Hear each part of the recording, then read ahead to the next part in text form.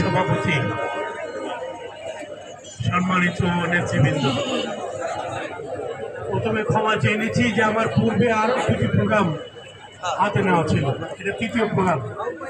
ধন্যবাদ আয়োজক সংগঠনকে যে প্রিয় নেত্রীর জন্য এই বিশাল আয়োজন করেছে।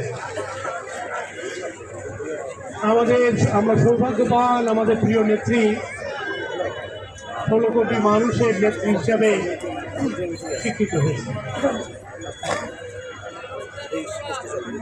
এর আগে তিনি যখন অসুস্থ ছিলেন তখন সারা বাংলাদেশের মানুষ প্রতিটা জুম্মার তার রোগ মুক্তি কামনায় দোয়া করেছে। এখন তার আত্মার দেশব্যাপী দোয়া চলছে, দোয়া চলমান। আমাদের পাশাপাশি জনগণ, সরকার সবাই আমাদের প্রিয় নেত্রী মহিষী নারী,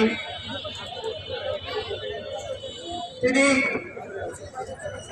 তার জীবনটাই কাটিয়ে দিয়েছেন গণতান্ত্রিক আন্দোলনের মানুষের অধিকার আদায়ের সংগ্রামে।